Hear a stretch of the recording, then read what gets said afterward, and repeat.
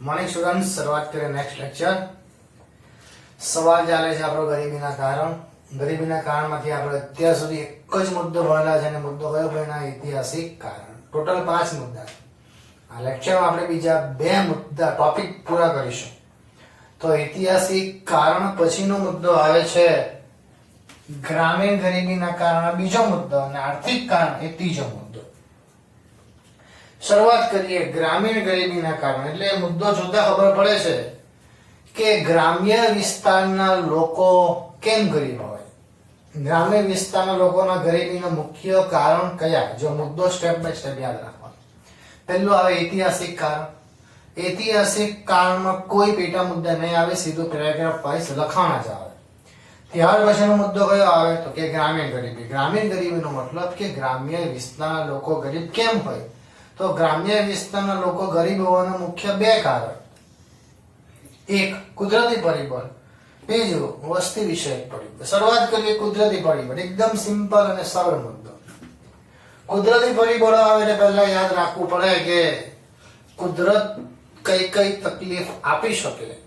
વાત કરવાની કુદરતી આફતો કે જેને કારણે માણસ બેકાર બની શકે. તો કુદરતી આફતમાં આવી શકે પૂર, ધરતીકંપ, દુકાળ આવી શકે, અતિવૃષ્ટિ આવી શકે, અનાવૃષ્ટિ, બધા સરખા શબ્દ. તો જે પણ વાવાઝોડું છે, ધરતીકંપ, આ બધી વસ્તુ કુદરતી છે. એને કારણે આવી કોઈ આપત્તિ ગ્રામ્ય વિસ્તારમાં સર્જાય અને એ લોકોને ઘણા લાંબા સમય સુધી જો કોઈ કામ ન મળે અને ફરજિયાત બેકાર રહેવું પડે, તો આ પરિસ્થિતિ આવે કુદરતી. એને કેવા પરિબળો કહેવાય? આકસ્મિક પરિબળ. એકાએક આવી જાય, એ કોઈને પૂછીને નથી આવતી કે ભાઈ આવતીકાલે ભાઈ ધરતીકંપ આવવાનો છે, જરાક બધા ગ્રાઉન્ડ પર આવી જજો. એવું નહીં થાય. ક્યારે આવવાનું છે કોઈને ખબર નથી. તો આવી પરિસ્થિતિને કારણે જો લોકો બેકાર બને કયા વિસ્તારમાં? ગ્રામ્ય વિસ્તારમાં, તો તેને શું કહેવાય? કુદરતી પરિબળ. ફરી એકવાર મુદ્દો ચાલે છે ગ્રામીણ ગરીબીના કારણે. માંથી પહેલો મુદ્દો કયો આવ્યો? કુદરતી પરિબળો. બીજો મુદ્દો વસ્તી વિષયક પરિબળ. આપણે ચેપ્ટર નંબર 7 આગળ આવશે ભારતમાં વસ્તી. તો ભારતની વસ્તીમાં 3 તબક્કો આવે. વસ્તી સંક્રમણના તબક્કા. વસ્તી સંક્રમણના મુખ્ય 3 તબક્કા આવે. પહેલો તબક્કો, બીજો તબક્કો, ત્રીજો તબક્કો. ભારત વર્તમાનમાં વસ્તી સંક્રમણના બીજા તબક્કામાં છે. વસ્તી સંક્રમણના પહેલા તબક્કામાં શું થાય? વસ્તી સંક્રમણના પહેલા તબક્કામાં જન્મદર ઊંચો હોય અને મૃત્યુ દર પણ ઊંચો હોય. ટૂંકમાં લોકો જન્મે પણ વધારે, મૃત્યુ પણ વધારે પામે, એટલે બેલેન્સ જળવાય રહે. ફરી એકવાર વસ્તી સંક્રમણના તબક્કા કેટલા આવે? તો કે 3. પહેલા તબક્કામાં શું થાય? જન્મદર વધુ હોય એટલે પ્લસ, મૃત્યુ દર પણ વધુ હોય એટલે બંને પ્લસ આવે. જો પહેલા તબક્કામાં બંને પ્લસ, પ્લસ પ્લસ નો મતલબ જન્મદર વધુ, મૃત્યુ દર પણ વધુ. કારણ કે તે સમયે ભૂતકાળના સમયમાં આરોગ્યની એટલી બધી સુવિધા ન હતી, એટલે મોસ્ટ ઓફ મૃત્યુ દરનું પ્રમાણ વધારે હતું. લોકોનું સરેરાશ આયુષ્ય માત્ર 32 વર્ષનું જ હતું. 32 વર્ષમાં માણસ મૃત્યુ પામતો હતો. એટલે વસ્તી બેલેન્સ હતી, વસ્તી જળવાઈ રહેતી હતી. વર્તમાનમાં વસ્તી સંક્રમણનો બીજો તબક્કો ચાલે છે. વસ્તી સંક્રમણના બીજા તબક્કામાં શું થાય? જન્મદરનું પ્રમાણ વધારે, મૃત્યુદરનું પ્રમાણ ઓછું, એટલે ભારતમાં વસ્તી કેવી હોય? વધારે હોય. વસ્તી સંક્રમણના ત્રીજા તબક્કામાં શું હોય? બંને માઇનસ. જો plus plus, plus minus, minus minus. જન્મદર પણ ઓછો હોય, મૃત્યુદર પણ ઓછો, એટલે વસ્તી જળવાઈ રહે. જ્યારે ભારત કયા તબક્કામાં છે? બીજામાં. પ્લસ માઇનસ, જન્મદર વધુ, મૃત્યુદર ઓછો. હવે જન્મદર વધુ હોય અને મૃત્યુદર ઓછો હોય એટલે સ્વાભાવિક વાત છે શ્રમના પુરવઠામાં ઝડપથી વધારો. હવે શ્રમ શબ્દ છે ને એ બહુ ઇમ્પોર્ટન્ટ છે. શ્રમનો પુરવઠો કોને કહેવાય? શ્રમના પુરવઠામાં સમાવેશ થાય 15 થી 60 વર્ષ સુધીના યુવાનો કે જે લોકો કામ કરી શકે, રોજીરોટી કમાઈ શકે, કોઈના ઉપર આધાર ન રાખતા હોય, એને કહેવાય શ્રમનો પુરવઠો. ભારતમાં જન્મદર વધારે, મૃત્યુદર ઓછો, એટલે ફરજિયાતપણે શ્રમના પુરવઠામાં શું થાય? વધારો. એનો મતલબ 15 થી 60 વર્ષના કામ કરવાવાળા લોકો વધારે છે, પણ જેટલો શ્રમનો પુરવઠો છે એટલું માર્કેટમાં કામ નથી. રોજગારીમાં પાછો વધારો કેવો થાય? ધીમો થાય. કામ કરવા લોકો વધારે, કામ ઓછું, એટલે ફરજિયાતપણે લોકોએ શું બનવું પડે? બેકાર બનવું પડે. બેકાર હોય એટલે ફરજિયાત ગરીબીમાં શું થાય? વધારો થાય. આવડશે બીજો મુદ્દો? ફરી એકવાર બીજો મુદ્દો, વસ્તી વિષયક પરિબળ. ભારત વર્તમાનમાં વસ્તી સંક્રમણના કયા તબક્કામાં? બીજા તબક્કામાં. એટલે જન્મદર કેવો? વધારે. મૃત્યુદર કેવો? ઓછો. શ્રમનો પુરવઠો વધે, રોજગારી વધતી નથી. રોજગારી ન વધે એટલે શું વધે? બેકારી વધે. બેકારી વધે એટલે શું થાય? ગરીબીમાં વધારો થાય. બીજો મુદ્દો પૂરો થઈ ગયો.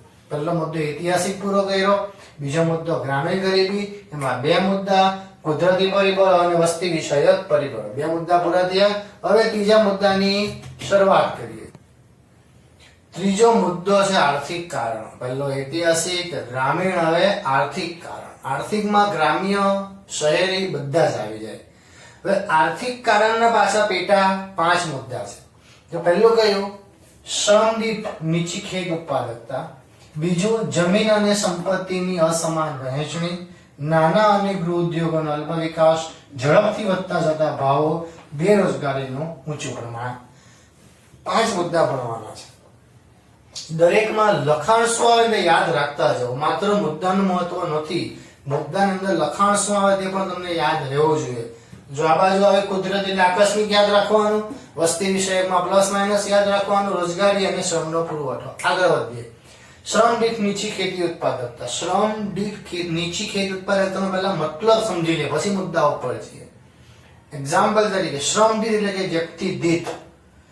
જો ખેતીમાં માની લો કે તમારી પાસે કોઈ એક જમીન હોય અને તમે 2 ભાઈઓ છો, પણ જમીનમાં કોઈ એક ભાઈ કામ કરવા માટે બહુ ઇનફ છે, પણ બીજા કોઈ ભાઈને બીજી કોઈ જગ્યાએ કામ ન મળે અને ખેતીમાં જ કામ કરે. એનો મતલબ ખેતીમાં કેટલા ભાગ પડે? 2 ભાગ પડે. જે એકના ભાગે આવતું હતું એ કેટલામાં વેચાય છે? 2માં. 3 ભાગ તો 3માં વેચાય.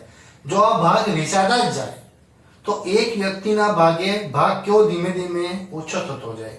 તો વાત આપણે એની કરવાની છે કે શ્રમ દીઠ નીચી ખેત ઉત્પાદકતા કેમ બધાના ભાગે નાનો ભાગ આવે છે? કેમ માત્ર 1-2 વ્યક્તિ ખેતી કરીને વધુ સારું જીવન નથી જીવી શકતા? એના માટે ઘણા બધા પરિબળ ભાગ ભજવે. જો પહેલો મુદ્દો અપૂરતી સિંચાઈ. જો ખેતીનું પ્રમાણ વધુ હોય, પાણી સારું મળતું હોય તો વધુ ઉત્પાદન કરી શકાય અને બધાના ભાગે સારો ભાગ આવી શકે. પણ ભારતમાં, તમારી બુકમાં એના માટેના કોઈ ચોક્કસ આંકડા નથી, પણ ભારતમાં માત્ર 40% જમીન જ એવી છે. ફરી એક વાર, ભારતમાં માત્ર 40% જમીન જ એવી છે કે જેની અંદર સિંચાઈની સુવિધા પૂરી પાડવામાં આવે છે. અને એવા રાજ્ય પણ માત્ર 5 છે. તો કયા કયા રાજ્યોમાં સિંચાઈની સુવિધા છે? ગુજરાત, મહારાષ્ટ્ર, તમિલનાડુ, મહારાષ્ટ્ર, આ 4 અને બીજું આંધ્રપ્રદેશ આવી શકે, એમાં થોડો ઘણો ભાગ આવી શકે. આવા 4 થી 5 જ રાજ્ય એવા છે, હરિયાણા અને પંજાબ આવી શકે.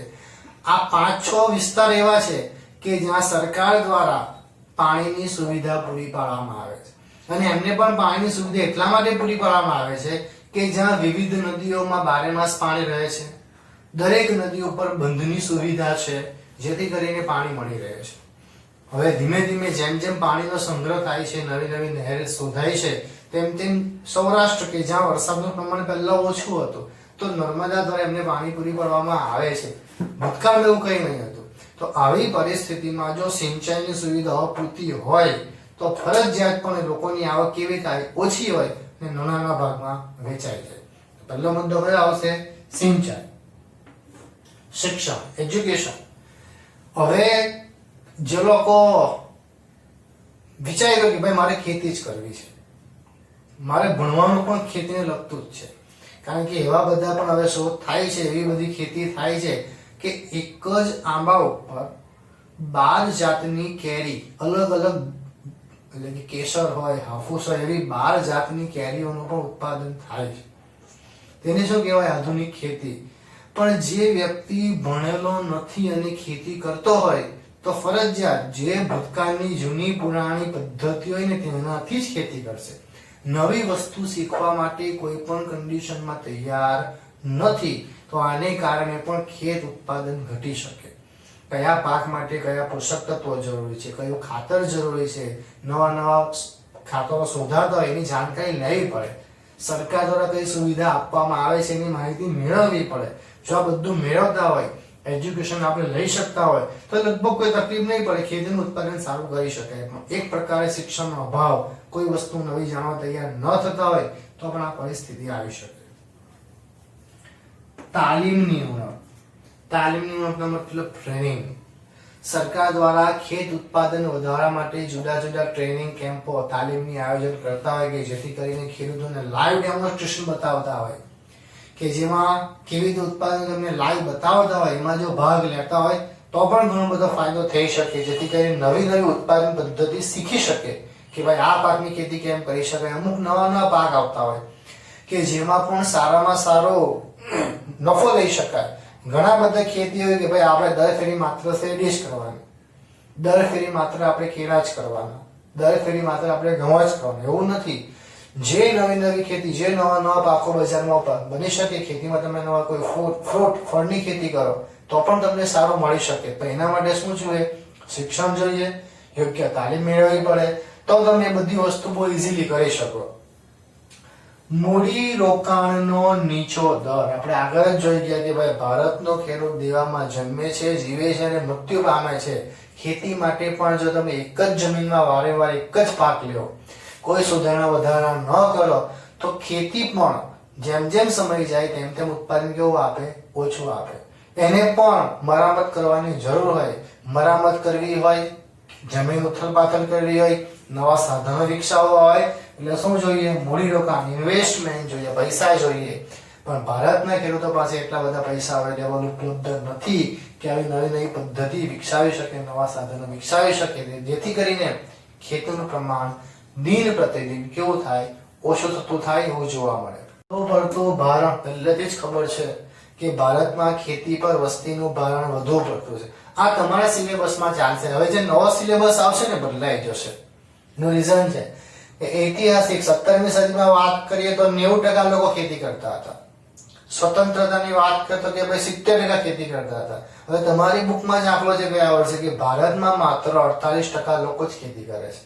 એટલે ધીમે ધીમે ભારતના લોકોનો આ ખેતી પરનો જે ઇન્ટરેસ્ટ છે ને ધીમે ધીમે ઓછો થતો જાય છે. એવું નથી જમીન, કારણ કે ખેતીની જમીન પણ હવે ઔદ્યોગિક વસાહતોમાં, બિલ્ડિંગમાં વધારે પડતો યુઝ થાય છે.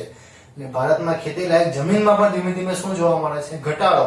તો આ બધા પાંચેય કારણને લીધે ઉત્પાદકતા કેવી રહી છે? નીચી. અને લોકોના ભાગે કેટલા રૂપિયા આવે? ઓછા રૂપિયા આવી શકે. જો ફરીથી કયા કારણ છે? અપૂરતી સિંચાઈ, શિક્ષણ, તાલીમની ઉણપ, મૂડીરોકાણનો નીચો દર, વસ્તીનું વધુ પડતું ભારણ અને ખેતી પર વસ્તીનું વધુ પડતું ભારણ, જેથી ખેત ઉત્પાદકતા કેવી જોવા મળે? નીચી જોવા મળી શકે. ચાલો બીજો મુદ્દો છે જમીન અને સંપત્તિની અસમાન વહેંચણી. તો આપણને પહેલેથી ખબર છે કે જમીન અને સંપત્તિની વહેંચણી ભારતમાં અસમાન છે. એટલે કે જેની પાસે જમીન છે એની પાસે પુષ્કળ પ્રમાણમાં જમીન છે, જેની પાસે નથી એની પાસે કઈ જ નથી. હવે તે સમયે કઈ પ્રથા હતી? જમીનદારી. એટલે જમીનદારી પ્રથાનો મતલબ કે જમીનદારો અમુક એવા હતા કે જેની પાસે વિપુલ પ્રમાણમાં જમીન હતી, કે કોઈ પ્રકારની ગણતરી એટલી બધી જમીન કોઈ એક વ્યક્તિની પાસે જ હોય. હવે આવું થાય કે જ્યારે કોઈ એક વ્યક્તિની પાસે વધારે પડતી જમીન હોય ને તો એમાંથી એવા જમીન માલિકોમાંથી માત્ર 5% લોકો જ એવા હોય કે એ લોકો પોતાની જમીનમાં ખેતી કરતા હોય જાતે પોતે. બાકીના 95% લોકો એવા હોય કે એ લોકો પોતાની જમીનમાં ખેતી કરે જ નહીં. એ લોકો ફરજિયાત પોતાની જમીન કોઈ બીજાને ભાડેથી ખેતી કરવા આપી દે. ટૂંકમાં આ જે જમીનદારો છે એમને ખેતી કરવામાં કોઈ જ રસ નહીં હતો. નો ઇન્ટરેસ્ટ. આપણે ખેતી કરવાની નહીં, આપણે જમીનદાર સાહુકાર બીજાને વ્યાજે પૈસા આપવાના અને બીજાને જમીન આપણે હડપી લેવાની, એ લોકોનું કામ. પણ ખેતી નહીં કરવી. તો એ લોકોની જે જમીન છે વધારે પ્રમાણમાં, તેમાં ખેતી કોણ કરે? જે લોકો ખેડૂત છે, જેમની પાસે પોતાની જમીન હતી પણ આ લોકોએ હડપી લીધી છે, એવા લોકો આવા જમીનદારોની ખેતીમાં શું કરે? ખેતી કરે. પણ હવે ખેતી કોઈ વ્યક્તિ પોતાની જમીનમાં ખેતી કરે અને બીજાની જમીનમાં ખેતી કરે એમાં બહુ ફરક હોય. તમે તમારી પોતાની કંપની ચલાવતા હોય અને કોઈની કંપનીમાં કામ કરતા હોય તો બહુ ફરક હોય.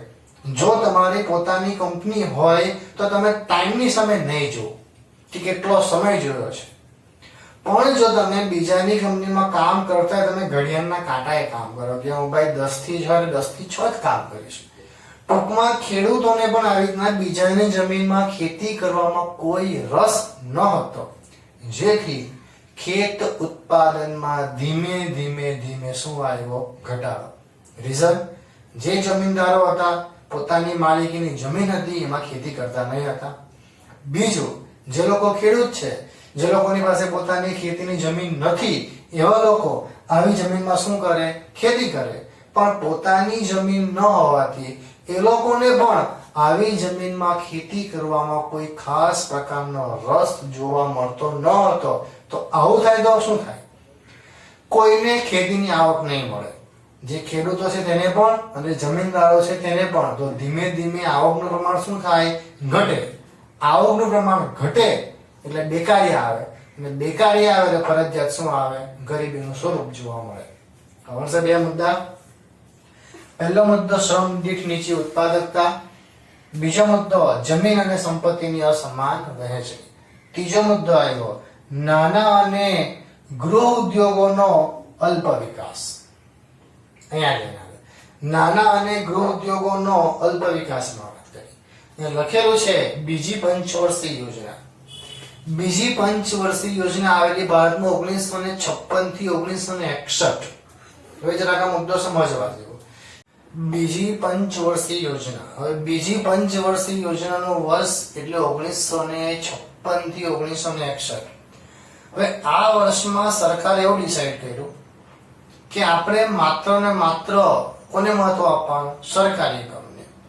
કોઈ પ્રકારે ખાનગી ક્ષેત્રની આપણે એન્ટર કરવા દેવાનું નથી. આવું કરવા પાછળનો એમનો ઉદ્દેશ શું હતો? પહેલું, કે ભારતમાં રોજગારીનું પ્રમાણ વધે, બેકારી ઘટે, ગરીબી ઘટે, ભારતનું જે દેવું છે તે ઓછું થાય, આર્થિક વિકાસ વધે. આવા ઉદ્દેશની સાથે આપણે બીજી પંચવર્ષીય યોજના શરૂ કરી. અને બીજી પંચવર્ષીય યોજનામાં માત્ર કોને મહત્વ આપ્યું? તો કે ભારે અને મોટા ઉદ્યોગોને. એમાં કોણ આવી શકે? સિમેન્ટ, લોખંડ પોલાદ, રંગ રસાયણ, ઇજનેરી, જે મોટા પાયાના ધંધા છે એને મહત્વ વધારે આપ્યું. માની લો કે સિમેન્ટ ઉદ્યોગ સરકારની પાસે, એનો મતલબ કે સિમેન્ટનો એક ગુણનો ભાવ કેટલો નક્કી કરો એ સરકારે કરવાનો, કોને વેચવો એ સરકારે નક્કી કરવાનો. ટૂંકમાં કોઈ ખાનગી વ્યક્તિ ખાનગી સિમેન્ટની ગુણ બનાવી નહીં શકે. બધું ફરજિયાત કોની પાસે? તો કે માત્ર ને માત્ર સરકારની પાસે જ રાખવાનું. બરાબર? બધું સરકારની પાસે રાખ્યું. આવું ચાલ્યું 1951 નવી સુધાર નીતિ સુધી. તો આવા 30-35 વર્ષમાં સરકારના બધા ટાર્ગેટ ફેલ ગયા. કારણ કે આપણને ખબર છે કે સરકારનું કામ કેવું હોય.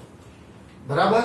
હવે આ પરિસ્થિતિને કારણે સરકારે વિચાર્યું ઘણું બધું કે આપણે બધું પૂરેપૂરું કરી લઈશું, પણ સરકારની કામગીરી બધી નિરર્થક. જે એમના એટલે સરકારની બધી જ ગણતરી ખોટી પડી.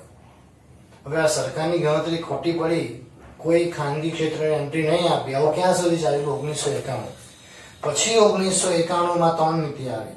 ઉદારીકરણ, ખાનગીકરણ અને વૈશ્વિકીકરણ. એમાં સરકારે ખાનગી ક્ષેત્રને પ્રવેશવાની તક આપી. આ તો આવી ત્યારે, પણ ત્યાર સુધીમાં કોઈ આને નુકસાન થયું એટલે ફરજિયાત મોટા ઉદ્યોગને આધારે કોણ આવે? લઘુ ઉદ્યોગ આવે.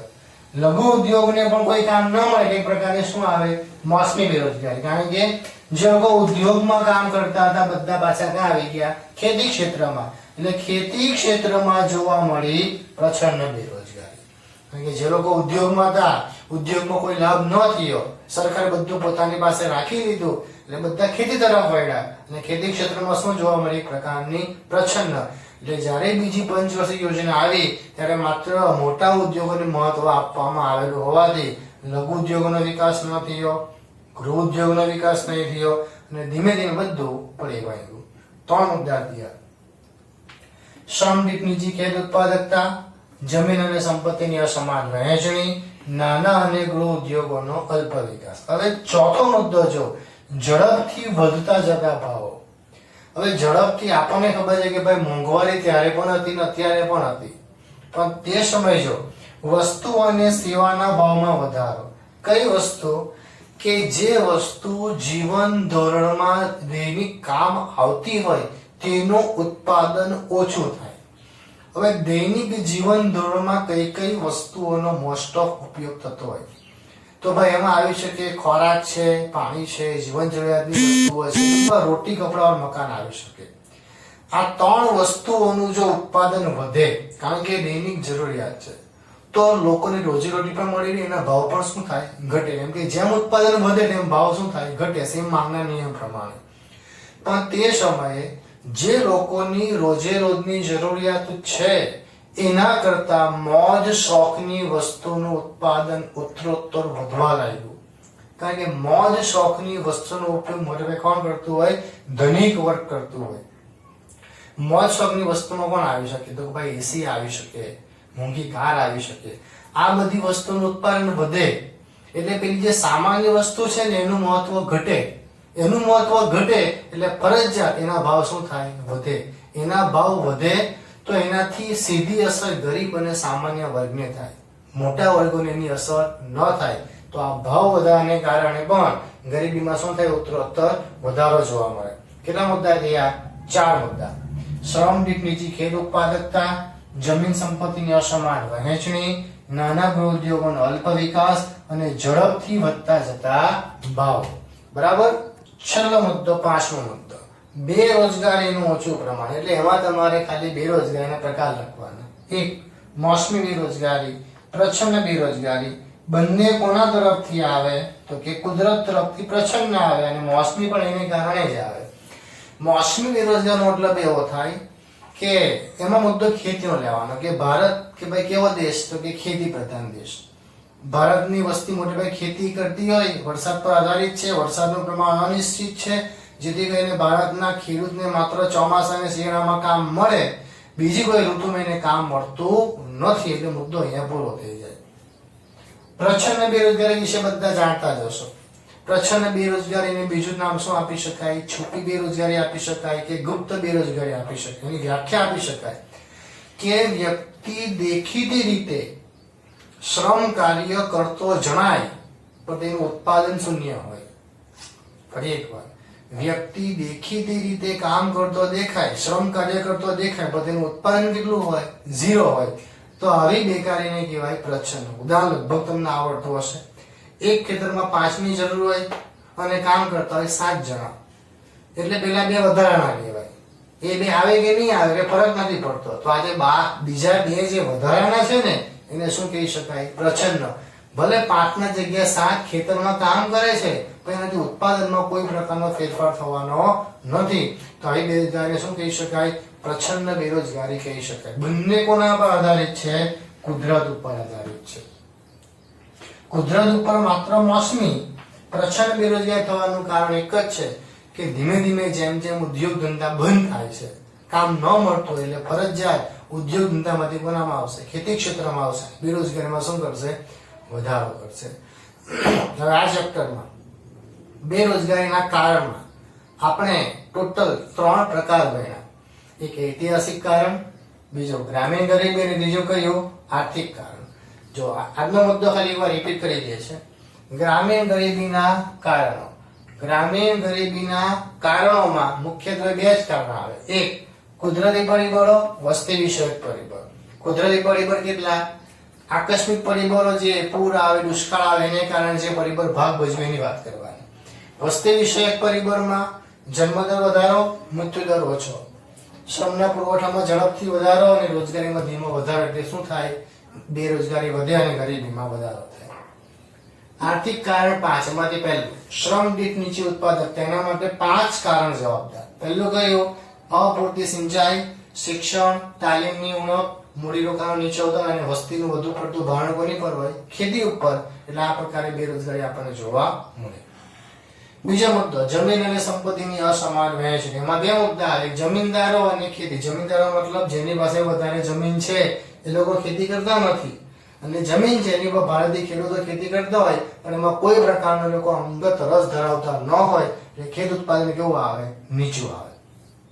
ત્રીજો મુદ્દો, નાના અને ગૃહ ઉદ્યોગોનો અલ્પ વિકાસ. એમાં યાદ રાખવાનું બીજી પંચવર્ષીય યોજના 1956 થી 1961 સરકારે બધું પોતાની પાસે લઈ લીધું, બધું સરકારના બધા ઉદ્યોગ ચાલે, એમાં ખોટ કરી લે. એમના જે ઉદ્દેશો હતા તે કોઈ પણ કાર્ય સિદ્ધ થયા નહીં અને આ પરિસ્થિતિ છેલ્લે જોવા મળી. ત્યાર પછી ઝડપથી વધતા જતા ભાવ. કોના ભાવ વધે? તો કે જે સામાન્ય પ્રજા માટે જે ઉપયોગી એના ભાવ વધે, અને મોજ શોખની વસ્તુઓ છે એનું ઉત્પાદન વધે જેની ખરેખર જરૂર નથી. પાંચમો મુદ્દો બેરોજગારીનું ઊંચું દર. એના બે કારણ આવી શકે, મોસમી અને પ્રચ્છન્ન. તો મોસમી કુદરત પર આધારિત, પ્રચ્છન્ન બેરોજગારી ઉદ્યોગ ધંધા પડી ભાંગવાને કારણે જે કારીગરો ખેતી ક્ષેત્રમાં વધારાના આવે કે જેનું ઉત્પાદન કાર્ય ઝીરો હોય પણ કામ કરતા હોય એનો સમાવેશ એનામાં થાય. તો ત્યારે આ લેક્ચરમાં આપણે કેટલા મુદ્દા પૂરા કર્યા? 3 મુદ્દા સુધી જોયા છે. અને આગળનો જે લેક્ચર આવશે એમાં ચોથો અને પાંચમો મુદ્દો કે જે અન્ય કારણ છે, સામાજિક કારણ છે, એ મુદ્દાની આપણે ચર્ચા કરીશું. તો લેક્ચર આપણે અહીંયા પૂરો કરીએ છીએ.